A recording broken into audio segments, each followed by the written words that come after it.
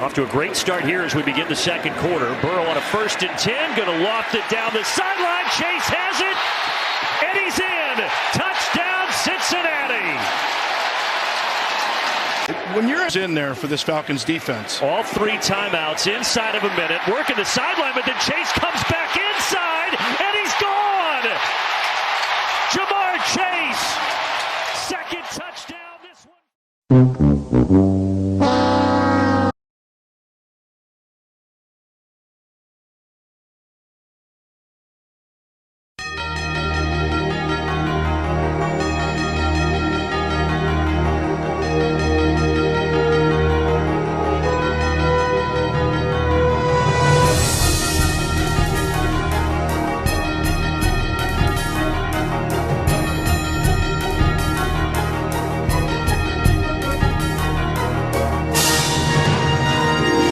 Welcome to the Week 7 Power Rankings. We start off with Jake Liveroni versus Chris Seymour, where Chris put an absolute ass whooping on Jake. Let's take a live look. Jake probably thought he could win this week. I will win. I can do it. The fuck you are. The fuck you are, with 3 points from Leonard Fournette, 3 points from Kyle Pitts, 5 points from Courtland Sutton, 66 points. Yeesh. However, Jake had been on a roll, winning 4 straight games. Let's take a look back at some of that early season magic. A grape fresh from the vine, your ghostliness. A banana peeled to your liking, your incorporealness. One watermelon fresh from the manure field, your spookiness. Art thou not pleased?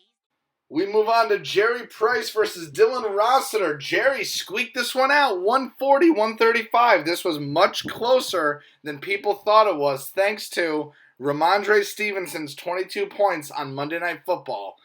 Now, things are looking a little bleak for Dylan Rossiter, as he now falls to 0-7. The only way Dylan can make the playoffs is if he... I guess there's only one thing left to do. What's that? Win the whole fucking thing.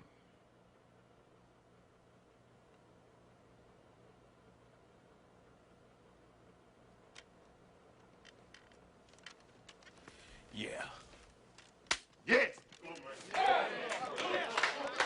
Wins the whole fucking thing. Come on, Dylan. He was very close this week.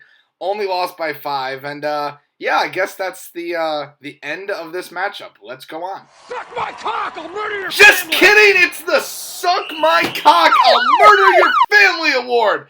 Tyler Boyd with 30 points on the bench. Keenan Allen only had 3 points. This was the week, damn it! This was the week. Thanks a lot, Tyler Boyd. Suck my cock, I'll murder your family, for costing us a Dylan Rossiter win. He only has a 1% chance to make the playoffs now. Thanks a lot, Tyler Boyd. You win the award. Jumping back, though, to Jerry Price, 140 points. Josh Jacobs is beginning to look like the steal of this year's fantasy draft. They were playing him in preseason games, thinking he was about to be cut. Josh Jacobs, 143 yards and 3 touchdowns for Jerry Price this week. Some would say saving his wild card odds, moving him up to 3 and 4. We're halfway through the season, hovering right around 500 is kind of where you want to be to feel pretty comfortable. And Josh Jacobs carrying the load, even on Josh Allen's bye week. Travis Etienne getting a big push too with 20 points, and James Robinson getting his ass shipped to New York. This is big for Jerry. This is a team to watch out for, and his son better be awfully careful at the top of this division. Speaking of Jerry's son, he got a nice ass whooping from your commissioner this week, 138-87. A lot of big trades for Mike this week. We moved Deebo Samuel, got Stephon Diggs. No bigger acquisition through this year than picking up Kenneth Walker III. This guy could be a league winner for Mike. Big win against Jeremy. We over here at the League of Ordinary Gentlemen crunched the official stats. Jeremy is 11-3 all time against Mike, including the playoffs. So this was a very big win for Mike to beat the opponent's division leader. That'll be reflected in the power rankings, I'm sure.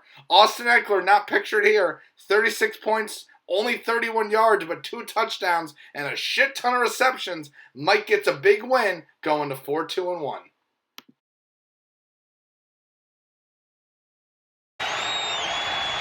The throw at the goal line.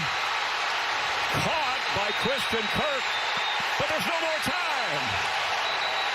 And the Giants defense to the last yard or two holds on and secures the victory. That's called defending every blade of grass.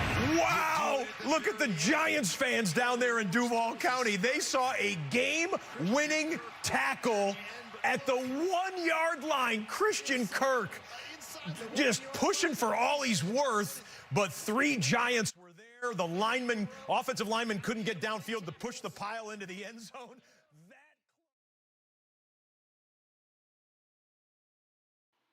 Okay, yes, the Giants won. There's something to celebrate, but York absolutely dominated Andy this week, 143-79.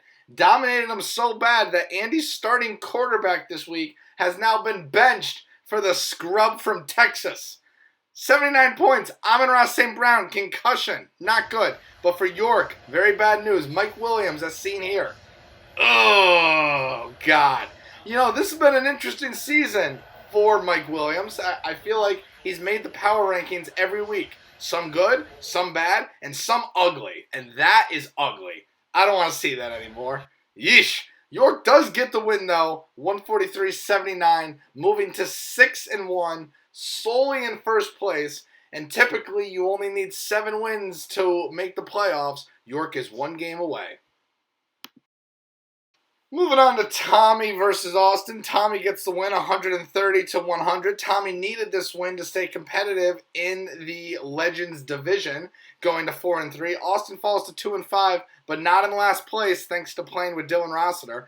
Big loss for Austin. Breece Hall, torn ACL, out for the season. Dak Prescott was back, but what did we really see? Nothing that much. Drake London, 1 point. Saints defense, 1 point. Not looking good for Austin at 2-5. Not quite out of it yet, but definitely in the tail end of things here. Needs to start getting some wins. Speaking of wins, let's take a look at the playoff bracket as it stands right now. We're halfway through the season so far. And as you can see, we have York as the 1 seed, Jeremy as the 2 seed, winning their divisions. Currently, we have Mike in the 3 seed, Tommy in the 4 seed, Chris in the 5, Jake in the 6.